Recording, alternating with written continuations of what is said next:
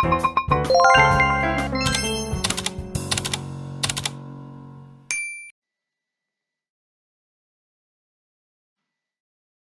Assalamualaikum warahmatullahi wabarakatuh.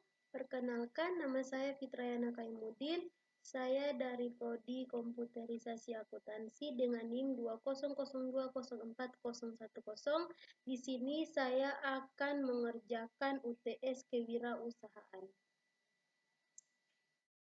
Oke, yang pertama, di sini ada pertanyaan bagaimana pemahaman Anda terhadap mata kuliah kewirausahaan dan materi apa yang paling Anda kuasai? Berikan penjelasannya. Mata kuliah kewirausahaan menurut saya sangat penting untuk diajarkan. Tanpa mata kuliah kewirausahaan, kami dan saya sendiri tidak akan bisa memiliki pengetahuan mengenai kewirausahaan dan tidak bisa mengetahui cara mengembangkan kreativitas untuk menjadi seorang pengusaha.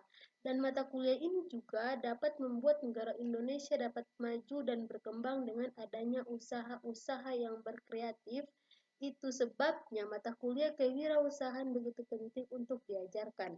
Dan dari mata kuliah kewirausahaan, saya banyak sekali mendapatkan ilmu atau pengetahuan mulai dari cara menjadi seorang pengusaha, cara kreatif dalam meningkatkan kualitas produk, cara menjadi seorang kreatif, dan dengan memberikan kesempatan pada saya mahasiswa untuk mempelajari kewirausahaan dapat mengembangkan potensi-potensi yang saya miliki sehingga Indonesia tidak lagi kekurangan pengusaha sukses dan berbakat.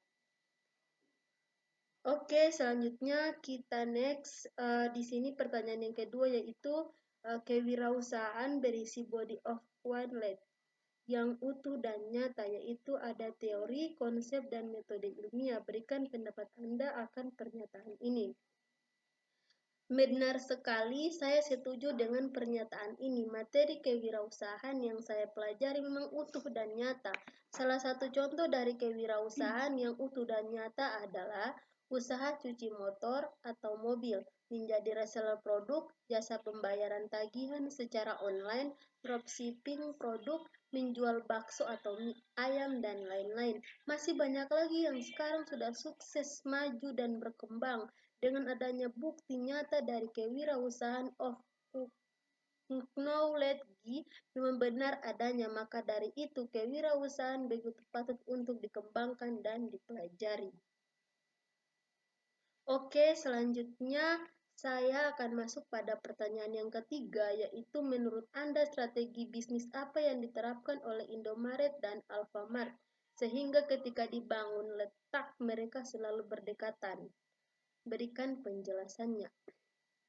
Dari sebuah fenomena Indomaret dan Alfamart yang berdekatan, saya berpendapat kedua perusahaan ini tidak sedang berkompetisi, tetapi mereka sedang melakukan market koalisi dan risk sharing.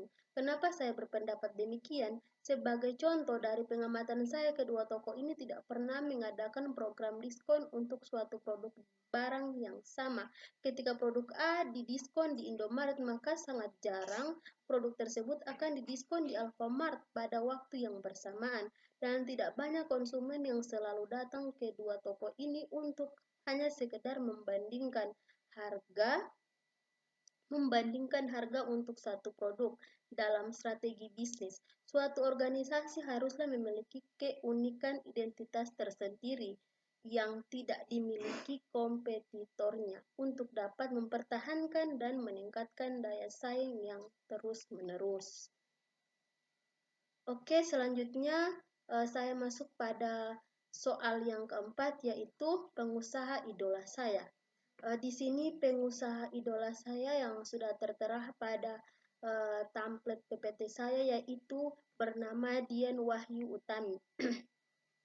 Pemilik nama Dian Wahyu Utami kelahiran Palembang 14 Januari 1991 silam ini merupakan seorang desainer mode hijab Indonesia yang juga seorang pengusaha di bidang fashion.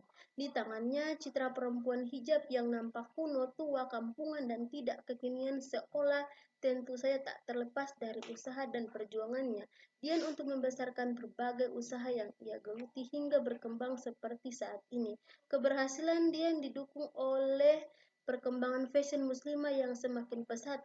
Dian pun berhasil masuk ke dalam jajaran pengusaha yang sukses menembus para pasar internasional. Pemilik nama lengkap Dian Wahyu Utami ini diketahui sudah memiliki 14 butik yang tak hanya ada di Indonesia tapi juga di Malaysia dan di Dubai. Yang membuat saya terinspirasi dan menyukai sosok pengusaha muda cantik sekaligus berhijab ini adalah tak terlepas dari bisnis yang dia jalani. Dia menekuni bisnis fashion muslim di mana pakaian yang ia desain merupakan pakaian muslim, bukan pakaian yang terbuka. Hal itu membuat saya suka sebab di usia muda seperti dia mungkin saja mendesain pakaian terbuka untuk bisnis. Selain itu, walau masih balita, dia harus dipaksa untuk mengurus usaha orang tuanya sementara skill yang dia miliki belum mampu. Namun yang mengejutkan, Dian mampu mengurus butik orang tuanya dan bahkan bisa mengembangkan usaha menjadi semakin terkenal di seluruh pelosok Nusantara bahkan di dunia. Yang paling membuat saya takjub adalah Dian menggunakan hijab saat berada di bangku SD, walau pernah tergoda untuk dilepas, tapi Dian mampu menggunakannya kembali. Itu yang sangat membuat saya terinspirasi. Padahal Dian merupakan sosok orang yang mampu dan modern, tapi masih sejak usia dini bisa menggunakan hijab dan bahkan ia mampu membuat seluruh wanita di Indonesia bahkan di dunia menggunakan hijab dengan fashion modern.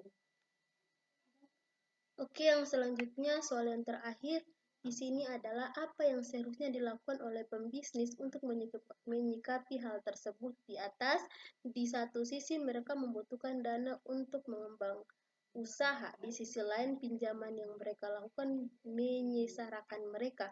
Berikan penjelasannya. Oke, saya coba jawab. Yang sudah saya ketahui tentang lembaga pembiayaan adalah salah satu lembaga yang penting untuk mengembangkan suatu perusahaan. Namun dalam hal ini, lembaga pembiayaan juga memiliki dampak menyimpang, baik pada perusahaan maupun pada pengusaha itu sendiri. Namun pendapat saya,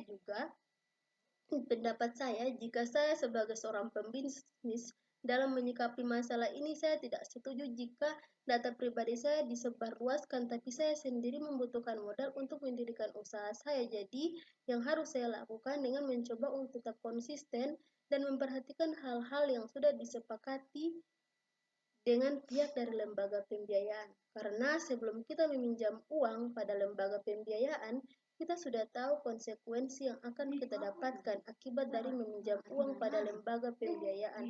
Tapi mau dan tidaknya kita membutuhkan modal untuk mendirikan usaha kita. Oke, itu saja penjelasan saya mengenai pertanyaan-pertanyaan yang diberikan oleh dosennya. Mohon maaf apabila ada salah kata.